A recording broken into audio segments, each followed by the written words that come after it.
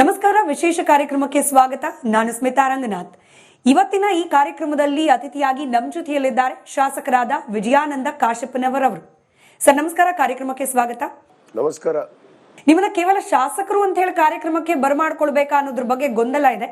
ನಿಕಟಪೂರ್ವ ಸಚಿವರಾದ ವಿಜಯಾನಂದ ಕಾಶಪ್ಪನವರ್ ಅಂತ ಹೇಳಿ ಕರಿಬೇಕಾಗಿತ್ತ? ಅದೆಲ್ಲ ಏನ್ ಬೇಡ. ಇವಾಗ ಸದ್ಯಕ್ಕೆ ನಾವೆಲ್ಲ ಆಕಾಂಕ್ಷಿ ಪಟ್ಟಿಯಲ್ಲಿರೋರು ಆಗಿದ್ವಿ ಅಂತ ಇಲ್ಲಿ ನಾವು ಘೋಷಣೆ ಮಾಡೋದು ತಪ್ಪಾಗತ್ತೆ. ಇನ್ನೂ ನಾವು ಆಕಾಂಕ್ಷಿ ಹಾಗೇ ಇದ್ದೀವಿ. ನಮ್ಮ ಬೇಡಿಕೆಯನ್ನು ನಮ್ಮ ಮಾನ್ಯ ಮುಖ್ಯಮಂತ್ರಿಗಳಿಗೆ, ಉಪಮುಖ್ಯಮಂತ್ರಿಗಳಿಗೆ ಇಟ್ಟಿದ್ದೀವಿ. ಕೊಡ್ತಾರನ್ನೊಂದು ವಿಶ್ವಾಸದಲ್ಲಿ ಕೂಡ ನಾವಿದ್ದೀವಿ. ಈಗ ನೀವು ಮುಖ್ಯಮಂತ್ರಿಗಳನ್ನ ಹಾಗೆ ಉಪಮುಖ್ಯಮಂತ್ರಿಗಳನ್ನ ಇಬ್ಬರನ್ನೂ ದೇವ್ರು ಅಂತ ಕರೆದು ಬಿಟ್ರಿ, ದೇವ್ರ ಮುಂದೆ ಪ್ರಾರ್ಥನೆ ಸಲ್ಲಿಸಿದ್ದೀರಿ. ಆದ್ರೆ ಫಲ ಕೊಡೋದು ಕೇವಲ ಇಲ್ಲಿರೋ ದೇವರುಗಳ ಅಥವಾ ದೆಹಲಿಯಲ್ಲಿ ಗರ್ಭಗುಡಿಯಲ್ಲಿ ಕೂತಿರೋ ದೇವ್ರು ಕೂಡ ವರ ಕೊಡ್ಬೇಕಾ ಅಂತ ಹೇಳಿ ನೋಡಿ. ನಮ್ಮ ಮುಂದೆ ನಮ್ಮ ರಾಜ್ಯದಲ್ಲಿ ನಮ್ಮ ಪಕ್ಷದ ನಾಯಕರು, ಶಾಸಕಾಂಗ ಪಕ್ಷದ ನಾಯಕರು ಮತ್ತು ಉಪಮುಖ್ಯಮಂತ್ರಿಗಳು ಹಂಚ್ಕೊಂಡಿರುವಂಥ ಎರಡು ದೇವರುಗಳು ಅಂತ ಹೇಳಿದ್ದೀನಿ. ಯಾಕಂದರೆ ನಮ್ಮ ಶಾಸಕಾಂಗ ಪಕ್ಷದ ನಾಯಕರಾದಂಥ ಸನ್ಮಾನ್ಯ ನಮ್ಮ ನೆಚ್ಚಿನ ಮುಖ್ಯಮಂತ್ರಿಗಳಂಥ ಸನ್ಮಾನ್ಯ ಸಿದ್ದರಾಮಯ್ಯ ಸಾಹೇಬರು ಇವತ್ತು ಅವರು ನಿರ್ಣಯ ಮಾಡಬೇಕು. ಅವರ ಒಂದು ನಾಯಕತ್ವದಲ್ಲಿ ನಡೀತಿರುವಂಥ ಕರ್ನಾಟಕ ರಾಜ್ಯದ ಸರ್ಕಾರ, ನಮ್ಮ ಕಾಂಗ್ರೆಸ್ ಪಕ್ಷದ ಸರ್ಕಾರ, ಈಗ ಮುಖ್ಯಮಂತ್ರಿಗಳು ತೀರ್ಮಾನ ಮಾಡಬೇಕು. ಅವರು ಸಚಿವ ಸಂಪುಟದಲ್ಲಿ ಯಾರು ಇರಬೇಕು, ಯಾರಿಲ್ಲ ಅನ್ನೋದನ್ನು ನಿರ್ಣಯ ಮಾಡುವಂತಹ ಹಕ್ಕು, ಅಧಿಕಾರ ಇರೋದು ಸನ್ಮಾನ್ಯ ಸಿದ್ದರಾಮಯ್ಯ ಸಾಹೇಬರಿಗೆ. ಅದ್ರ ಜೊತೆಗೆ ನಮ್ಮ ಉಪಮುಖ್ಯಮಂತ್ರಿಗಳು ಕೂಡ ಇವತ್ತು ಉಪಮುಖ್ಯಮಂತ್ರಿಗಳಾಗಿ, ಒಂದು KPCC ಅಧ್ಯಕ್ಷರಾಗಿ ಇವತ್ತು ಪಕ್ಷದ ಒಂದು ಅಧಿಕಾರವನ್ನು ತರುವಂಥ ನಿಟ್ಟಿನಲ್ಲಿ ಅವರು ಕೂಡ ಪ್ರಯತ್ನ ಇದೆ. ಅವರಿಬ್ಬರೇ ನಮ್ಮ ನಿಜವಾದ ದೇವರು. ಅದೇ ಹೇಳ್ತಾರಲ್ಲ, ಬೇರೆ ಬೇರೆ ಕಡೆಗೆ ಹೋಗಿ ದೇವರಿಗೆ ಅರ್ಚನೆ ಮಾಡೋದು, ಪೂಜೆ ಮಾಡೋದ್ರಿಂದ ಪ್ರಯೋಜನ ಇಲ್ಲ. ಅದೇ ಹೇಳ್ತಾರೆ, ತಂದೆ ತಾಯಿನೇ ಮನೆಯಲ್ಲಿ ಇರುವಂಥ ದೇವರು. ಆ ಥರ ನಾನು ಭಾವಿಸಿದ್ದು ಇವರೇ ನಮ್ಮ ತಂದೆ ತಾಯಿ, ಇವರೇ ನಮ್ಮ ಗುರುಗಳು ಅಂತ ನಾನು ಅವರಿಗೆ ಒಂದು ದೇವರ ಸ್ವರೂಪವನ್ನು ನಾನು ಕಾಣ್ತಾ ಇದ್ದೀನಿ. ಆದ್ರೆ ಕೆಲವರು ದೆಹಲಿಯ ಗರ್ಭಗುಡಿಯಲ್ಲಿರೋ ದೇವರನ್ನು ಕೂಡ ಹುಡ್ಕೊಂಡು ಹೊರಟ್ಬಿಟ್ಟಿದ್ದಾರೆ. ಅಲ್ಲೂ ಹೋಗಿ ಲಾಬಿ ಮಾಡೋದು ಹಿಂದಿನಿಂದ, ಕೇವಲ ಅದು ಕಾಂಗ್ರೆಸ್ ಅಂತಲ್ಲ, ಬಿಜೆಪಿಯಲ್ಲಿ ಸರ್ಕಾರ ಇದ್ದ ಸಂದರ್ಭದಲ್ಲೂ ನಾವು ಗಮನಿಸಿದ್ದೀವಿ. ಸೊ ನಿಮಗಾದ್ರೂ ಅವಶ್ಯಕತೆ ಕಾಣ್ತಾ ಇಲ್ವಾ? ದೆಹಲಿಗೆ ಹೋಗ್ಬೇಕು, ವರಿಷ್ಠ ನಾಯಕರ ಮುಂದೆ ನಿಮಗೆ ಏನು ಅರ್ಹತೆ ಇದೆ ಸಚಿವರಾಗ್ಲಿಕ್ಕೆ, ಅಥವಾ ನಿಮ್ಮ ಕ್ಷೇತ್ರದ ಜನ ಏನು ಕೇಳ್ತಿದ್ದಾರೆ, ಬಯಸ್ತಿದ್ದಾರೆ, ಅದನ್ನ ದೆಹಲಿಗೂ ತಲುಪಿಸ್ಬೇಕು ಅಂತ ನಿಮಗೆ ಅನಿಸ್ತಾ ಇಲ್ವಾ ಅಂತ? ಎಲ್ಲ ಡೆಲ್ಲಿ ನಾಯಕರು ಬಂದು ನಮಗೆಲ್ಲ, ನಮ್ಮ ಏನು AICC ಪ್ರಧಾನ ಕಾರ್ಯದರ್ಶಿಗಳು ಸನ್ಮಾನ್ಯ KC ವೇಣುಗೋಪಾಲ್ ಅವರಾಗಿರ್ಬೋದು, ಮತ್ತು ನಮ್ಮ ಇನ್ನೋರ್ವ ನಾಯಕರು, ನಮ್ಮ AICC ಇನ್ಚಾರ್ಜ್ ಸೆಕ್ರೆಟರಿ ಆದಂಥ ರಣದೀಪ್ ಸಿಂಗ್ ಸುರ್ಜೇವಾಲಾ ಸಾಹೇಬರು ಇಲ್ಲೇನು ಬಂದು ರಾಜ್ಯದಲ್ಲಿ ಶಾಸಕರನ್ನು ಕರೆದು ನಮ್ಮ ಕುಂದುಕೊರತೆಗಳನ್ನು ಕೇಳಿದರು. ಯಾವ ಹೈಕಮಾಂಡ್ ಕೂಡ ಮಾಡಿಲ್ಲ ಇದನ್ನ. ಒಂದು ಪಕ್ಷ ಇದ್ದ ಮೇಲೆ ಅದಕ್ಕೊಂದು ಹೈಕಮಾಂಡ್ ಇದೆ. ಆ ಹೈಕಮಾಂಡ್ ನಿರ್ದೇಶನದ ಮೇಲೆ ನಾವು ನಡೀಬೇಕಾಗತ್ತೆ. ಅದರಲ್ಲಿ ಇವತ್ತು ನಮ್ಮ ರಣದೀಪ್ ಸಿಂಗ್ ಸುರ್ಜೇವಾಲಾ ಬಂದು ನಮ್ಮ ಅಳಲನ್ನು ಕೇಳಿದ್ದಾರೆ, ನಮ್ಮ ಅಭಿವೃದ್ಧಿ ಬಗ್ಗೆ ಕೇಳಿದ್ದಾರೆ. ಅವರೇ ಸ್ವತಃ ಬಂದು ಇಲ್ಲಿ ಕೇಳಿದಾಗ ಅವ್ರ ಗಮನಕ್ಕೆ ನಾವು ಈಗಾಗಲೇ ತಂದಿದ್ದೀವಿ. ಆದರೆ ಒಂದು ಸಚಿವ ಸಂಪುಟ ಆಗಬೇಕು ಅಂದರೆ ಅದರ ಶಾಸಕಾಂಗದ ಪಕ್ಷದ ನಾಯಕರು ಅದರ ಜವಾಬ್ದಾರಿಯನ್ನು ವಹಿಸ್ಕೊಂಡಿರ್ತಾರೆ. ಯಾಕಂದರೆ ನಮ್ಮ ನೆಚ್ಚಿನ ನಾಯಕರಂತ ಸಿದ್ದರಾಮಯ್ಯ ಸಾಹೇಬ್ರೆ ಇವತ್ತು ಅದನ್ನು ತೀರ್ಮಾನ ಮಾಡಬೇಕಾಗಿರೋದು. ಆದ ಕಾರಣ ನಮ್ಮ ದೇವರು ಅವರೇ ಅಲ್ವಾ. ಇವಾಗ ಸಿದ್ದರಾಮಯ್ಯ ಸಾಹೇಬ್ರೆ ನಮ್ಮ ದೇವರು. ಯಾಕಂದರೆ ನಾವು ಮನೆಯಲ್ಲಿ ನಮ್ಮ ತಂದೆ ತಾಯಿಯೇ ದೇವರು ಅಂತ ಹೇಳ್ತಾರೆ. ನಿಮಗೆ ಒಂದು ಕತೆ ಗೊತ್ತಿರಬೇಕು. ವಿಘ್ನ ನಿವಾರಕನ್ನ ನಿಮ್ಮ ದೇವರು ಎಲ್ಲಿದ್ದಾನೆ ಹುಡುಕುಮ್ಮ ಅಂತ ಕಳಿಸಿದಾಗ ಪರಮಾತ್ಮ ಮತ್ತು ಪಾರ್ವತಿ ಮತ್ತು ಪರಮೇಶ್ವರನ ಸುತ್ತಾಕಿ ನನ್ನ ದೇವರು ನೀವೇ ಅಂತ ಹೇಳಿ ಏನು ಅಂದು ವಿಘ್ನ ನಿವಾರಕ ಗಣೇಶ್ ಹೇಳ್ತಾರಲ್ಲ, ಆ ಥರ ನನ್ನ ಪಾಲಿಗೆ ಇವರೇ ದೇವರು ಅಂತ ನಾನು ಹೇಳೋದು. ಓಕೆ, ವೇಣುಗೋಪಾಲ್ ಅವರು ಅನೇಕ ಬಾರಿ ರಾಜ್ಯಕ್ಕೆ ಬಂದಿರೋದ್ರಿಂದ ನೀವೇ ಹೇಳಿದ ಕುತೂಹಲ, ಯಾವಾಗ ಬಂದಾಗ ಸಚಿವರಾಗುವ ಆಕಾಂಕ್ಷೆನ ನೀವು ಅವ್ರ ಮುಂದೆ ಪ್ರಸ್ತಾಪ ಮಾಡಿದ್ರಿ? ಹಾಗೆ ನಿಮ್ಮ ಜೊತೆಯಲ್ಲಿ ಅಥವಾ ಆ ಸಂದರ್ಭದಲ್ಲಿ ನಿಮ್ಮಂತೆ ಯಾರೆಲ್ಲ ಶಾಸಕರು ಡಿಮಾಂಡ್ ಇಟ್ಟಿದ್ರು ಅನ್ನೋದನ್ನ ಹೇಳ್ಕೊಳ್ಬಹುದು ಅಂದ್ರೆ ಹೇಳಿ ಸರ್. ಇಲ್ಲ, ನಾವು ಅವ್ರ ಮುಂದೆ ಬೇಡಿಕೆಯನ್ನು ಇಟ್ಟಿದ್ವಿ. ವೇಣುಗೋಪಾಲ್ ಅವರಿಗೂ ಭೇಟಿಯಾಗಿದ್ವಿ.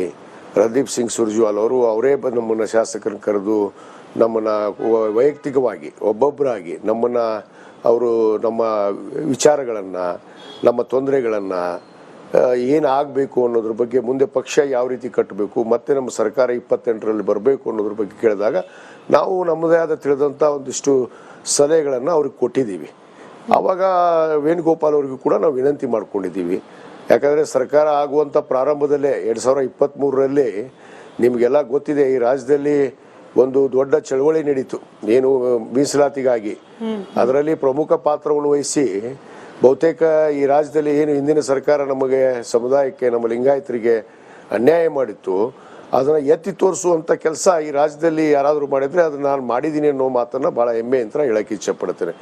ಯಾಕಂದರೆ ಸರ್ಕಾರ ಬರುವಂಥ ಸಂದರ್ಭದಲ್ಲಿ ನಾವೆಲ್ಲ ಪಕ್ಷದ ಒಬ್ಬ ನಿಷ್ಠಾವಂತ ಕಾರ್ಯಕರ್ತರಾಗಿ ಸಾಮಾನ್ಯ ಕಾರ್ಯಕರ್ತರಾಗಿ ಪಕ್ಷಕ್ಕೋಸ್ಕರ ದುಡಿದಿದ್ದೀವಿ ಅನ್ನೋ ಒಂದು ಕಾರಣಕ್ಕೆ ನಾವು ಇವತ್ತು ಕೇಳ್ತಾ ಇದ್ದೀವಿ. ಯಾಕಂದರೆ ನನ್ನ ಕುಟುಂಬ ಕೂಡ ಕಳೆದ 50 ವರ್ಷದಿಂದ ನಮ್ಮ ತಂದೆಯವರು ಆದಿಯಾಗಿ ನಮ್ಮ ತಂದೆಯವರು 3 ಬಾರಿ ಶಾಸಕರಾಗಿ ಎಸ್ ಎಂ ಕೃಷ್ಣ ಅವರ ಸಚಿವ ಸಂಪುಟದಲ್ಲಿ ಸಚಿವರಾದಂಥವ್ರು, ನಮ್ಮ ತಂದೆಯವರು ತೀರಿದ ನಂತರ ನಮ್ಮ ತಾಯಿಯವರು ಕೂಡ ಶಾಸಕರಾದಂಥವ್ರು, ಮತ್ತು ನಿರಂತರವಾಗಿ ನನ್ನ ಪತ್ನಿ ಕೂಡ ಜಿಲ್ಲಾ ಪಂಚಾಯತ್ ಅಧ್ಯಕ್ಷ ಆಗಿದ್ದರು.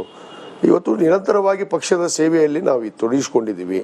ಯಾಕಂದರೆ ನನಗೆ ತಂದೆ ಇಲ್ಲ, ಯಾಕಂದರೆ ತಂದೆ ಇಲ್ಲ, ತಾಯಿ ಒಬ್ಬರೇ ಇದ್ದಾರೆ. ಆ ತಾಯಿನೇ ನನ್ನ ದೇವರು. ಅದು ಬಿಟ್ಟರೆ ನನ್ನ ತಂದೆಯಾಗಿ ಕಾಣ್ತಾ ಇರೋ ರೂಪ ಅಂದರೆ ಇವತ್ತು ನಮ್ಮ ಸಿದ್ದರಾಮಯ್ಯನವರು ಅನ್ನೋ ಮಾತನ್ನು ಹೇಳಕ್ಕೆ ಇಚ್ಛೆಪಡ್ತೀನಿ. ಸಿದ್ದರಾಮಯ್ಯನವರು ಅಂದ್ಬಿಟ್ರೆ ಹಾಗಾದ್ರೆ ಡಿ ಕೆ ಶಿವಕುಮಾರ್ ಬಣ ಅಲ್ಲ, ನೀವು ಸಿದ್ದರಾಮಯ್ಯನ ಬಣನ ಅಂತ ಹೇಳಿ ಜನ ಪ್ರಶ್ನೆ ಮಾಡ್ಬೋದು. ನೋಡಿ, ನಾನು ಕಾಂಗ್ರೆಸ್ ಪಕ್ಷದ ನಿಷ್ಠಾವಂತ ಕಾರ್ಯಕರ್ತ. ಬಣ ಅನ್ನೋದು ನನ್ನ ಕಡೆ ಇಲ್ಲ. ನಾನು ಕಾಂಗ್ರೆಸ್ ಪಕ್ಷದನಾಗಿ ಕೇಳ್ತಾ ಇದ್ದೀನಿ, ಕಾಂಗ್ರೆಸ್ ಪಕ್ಷದ ಒಂದು ನಿಷ್ಠಾವಂತ ಕಾರ್ಯಕರ್ತನಾಗಿ ಕೇಳ್ತಾ ಇದ್ದೀನಿ. ನಮ್ಮ ಕರ್ನಾಟಕ ಪ್ರದೇಶ ಕಾಂಗ್ರೆಸ್ ಸಮಿತಿಯ ಅಧ್ಯಕ್ಷರವರು, ಅವರು ನಾನು ಹೇಳಿದ್ನಲ್ಲ, ಇಬ್ಬರು ದೇವರತ್ತು ಒಪ್ಕೊಂಡಿದ್ದೀನಿ. ಒಬ್ಬರು ಅಧ್ಯಕ್ಷರು, ಯಾಕಂದರೆ ಅಧ್ಯಕ್ಷರ ಜವಾಬ್ದಾರಿ ಅವ್ರು ನಿಭಾಯಿಸಿದ್ದಾರೆ, ಅವ್ರು ಮಾಡ್ತಾ ಇದ್ದಾರೆ. ಮುಖ್ಯಮಂತ್ರಿಗಳಾಗಿ ಸನ್ಮಾನ್ಯ ಸಿದ್ದರಾಮಯ್ಯ ಸಾಹೇಬ್ರಿದ್ದಾರೆ. ನಾನು ಅವರಲ್ಲಿ ಬೇಡಿಕೆ ಇಡೋದ್ರಲ್ಲಿ ತಪ್ಪೇನಿದೆ? ಅವ್ರ ಮುಖಾಂತರನೇ ಇವತ್ತು ಹೈಕಮಾಂಡಿಗೆ ಹೋಗ್ಬೇಕು ವಿನಃ ನಾನು ನೇರವಾಗಿ ಹೈಕಮಾಂಡಿಂದ ಬಂದೇ ಅನ್ನಿಸ್ಕೊಳ್ಳುವಂಥ ಮನುಷ್ಯನಲ್ಲ. ನನಗೆ ನನ್ನ ನಾಯಕರು ಭಾಳ ಮುಖ್ಯ. ನನ್ನ ನಾಯಕರು ಏನು ಆದೇಶ ಮಾಡ್ತಾರೆ ಅದೇ ರೀತಿ ನಾನು ನಡೀತೀನಿ ಅನ್ನೋ ಮಾತನ್ನು ಕೂಡ ಹೇಳಕ್ಕೆ ಇಚ್ಛೆಪಡ್ತೀನಿ. ನಿಮ್ಮ ವೈಯಕ್ತಿಕ ವರ್ಚಸ್ಸು ಹಾಗೆ ನಿಮ್ಮ ಅಂದ್ರೆ ನಿಷ್ಠಾವಂತರಾಗಿ ಕಾರ್ಯಕರ್ತರಾಗಿ ನೀವು ದುಡಿತಾ ಇರೋದು ಇದನ್ನ ಹೇಳಿದ್ರಿ, ಆದ್ರೆ ಸಮುದಾಯದ ಪ್ರಾತಿನಿಧ್ಯ ಅನ್ನೋದು ಕೂಡ ಇರುತ್ತೆ. ನಿಮ್ಗೂ ಗೊತ್ತಿದೆ, ಸಮುದಾಯದ ಜನ ನಮ್ಮ ಸಮುದಾಯದ ಒಬ್ಬ ನಾಯಕನಿಗೆ ಮಂತ್ರಿ ಸ್ಥಾನ ಸಿಗಲಿ ಅಂತ ಹೇಳಿ, ಅದರಲ್ಲೂ ವಿಶೇಷವಾಗಿ ನಿಮ್ಮ ಕ್ಷೇತ್ರದ ಅಕ್ಕಪಕ್ಕದ ಕ್ಷೇತ್ರದ ಜನರು ಬಯಸ್ತಾ ಇರ್ತಾರೆ. ಈ ಸಮುದಾಯದ ಲೆಕ್ಕಾಚಾರದಲ್ಲೂ ಕೂಡ ಬಹುಶಃ ಪ್ರಾತಿನಿಧ್ಯದ ಅವಶ್ಯಕತೆ ಇದೆ. ಈ ಕಾರಣಕ್ಕೆ ನಿಮ್ಮನ್ನು ಕನ್ಸಿಡರ್ ಮಾಡಬಹುದು ಅನ್ನೋ ನಂಬಿಕೆ ಇದೆಯಾ ಅಂತ?